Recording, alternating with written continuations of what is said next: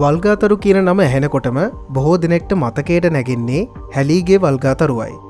එනම් හැලීගේ වල්ගාතරුව අවසන්වරට පෘථුවයට නිරීක්ෂණය වී තිබෙන්නේ ක්‍රිස්තු වර්ෂ 1986 වසර තුළ.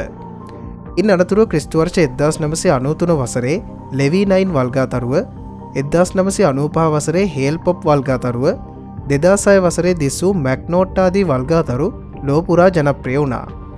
ඉතින් මේ වගේම තවත් වල්ගාතරුවක් අද සහ හෙට දිනේදී පියවි ඇසින්ම නිරීක්ෂණය කිරීමට ඔබට අවස්ථාවක් ලැබෙනවා.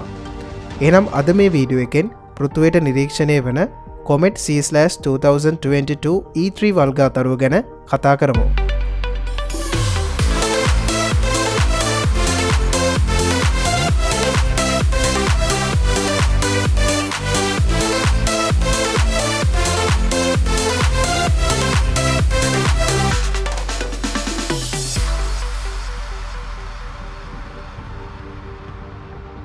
අපගේ සෞරග්‍රහ මණ්ඩලයේ නෙප්චූන් ග්‍රහයාගෙන් පසුව විශේෂිත කලාපයන් දෙකක් පවතිනවා. එනම් ප්ලූටෝ ග්‍රහවස්තුව පවතින කුයිප පටියත් සෞරග්‍රහ මණ්ඩලයේ විශාලම කලාපය වන ඌට් වලාවයි. ඉතින් මේ කලාපයන් දෙකේම විවිධ අභ්‍යවකාශ වස්තුන් පවතිනවා. කුයිප පටිය තුළ බහුල වශයෙන් ග්‍රාහක, වාමන ග්‍රහලෝක, මද වශයෙන් වල්ගාතරුත් තිබෙනවා.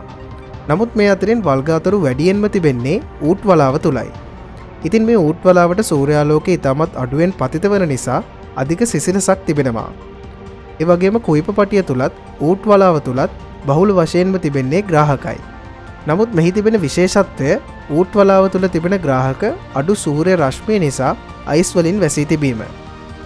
ඉතින් වල්ගාතරුවක් නිර්මාණය වීම සිදුවන්නේ දුහුවිලි වායු සහ අයිස් යන ආදී දෑ ග්‍රාහකයක් සමග එකට එකතු වීමේ ප්‍රතිඵලයක් විදියටයි.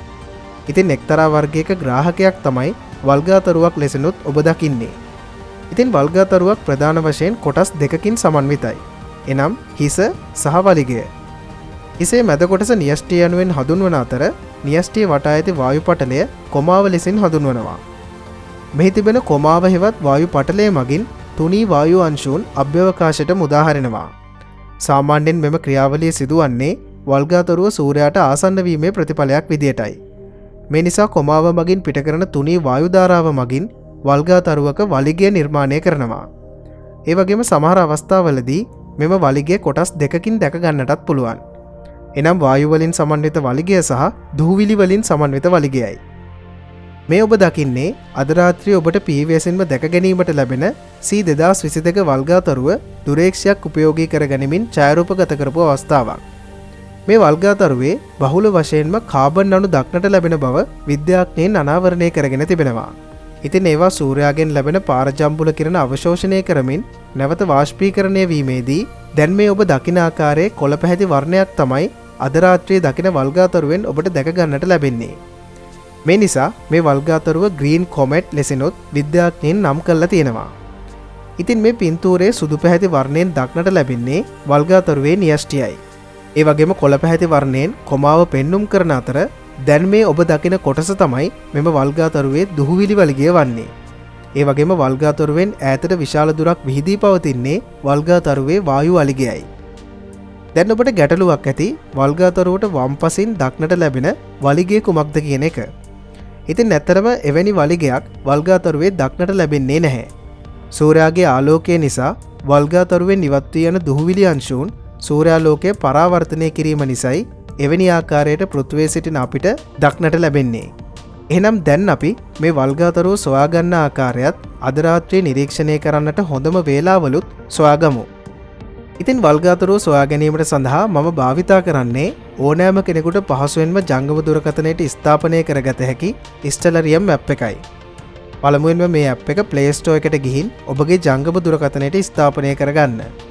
ඉන් අනතුරු ඇප් එක විවෘත කරලා මෙන්න මේ ආකාරයට සර්ච් කරන්න. දැන් ඔබට වල්ගාතරුව පිහිටා තිබෙන ස්ථානය දැක ගන්නට පුළුවන්. ඉතින් මේ වල්ගාතරුව නිරීක්ෂණය වන්නේ උතුරු අහසින් පෝලාරිස් තාරකාවට ආසන්නවයි. ඒ වගේම සූර්යයා බැස ගොස් නැවතත් සූර්යයා නැගෙන තෙක්ම අද රාත්‍රියේ මේ වල්ගාතරුව උතුරු අහසින් දැක ගන්නට ලැබෙනවා. ඒ වගේම උතුරු අහසේ සිතිජයේ ඔබට නොපෙනෙන ප්‍රදේශයක සිටින අයෙක් නම් රාත්‍රී 8 පසු වී මෙම වල්ගාතරුව නිරීක්ෂණය කරනවා නම් වඩාත් හොඳයි. ඉතින් ඔයාගේ ජංගම දුරකථනයෙන් වල්ගාතරුවේ පින්තූරයක් ගන්නත් අමතක කරන්න එපා. වල්ගාතොරුවේ ඡායාරූපයක් ජංගම දුරකථනයෙන් ලබා ගන්න ආකාරය ගැන වීඩියෝ එකක් ඇන්ඩ්‍රොමීඩා YouTube නාලිකාවෙන් එක් කර තිබෙනවා. මේ උඩින් එන ලින්ක් එකෙන් හෝ පහත ඩෙස්ක්‍රිප්ෂන් එකෙන් එම වීඩියෝව බලන්නත් අමතක කරන්න එපා. ඉතින් අවසාන වශයෙන් ප්‍රාර්ථනා කරන්න තිබෙන්නේ හෙට වහින්න එපා කියන එකයි. මොකද හෙට දිනේ වැස්සොත් එහෙම ආයෙ ඔයගොල්ලන්ට මේ වල්ගාතොරුව නිරීක්ෂණය කරන්න වෙන්නේ අවුරුදු 50000කට විතර පස්සේ. මෙවැනි වීඩියෝ දිගටම නරඹන්න අපේ channel එක subscribe කරන්න. ඊට එහා පැත්තෙන් තියෙන පුංචි bell icon එක click කරොත් අපි දාන වීඩියෝ ඔයගොල්ලන්ට ඉක්මනටම බලා ගන්න පුළුවන් වේවි. තවත් මෙවැනිම වීඩියෝවකින් හමු වෙමු. එතෙක් ඔබට සුබ දවසක්.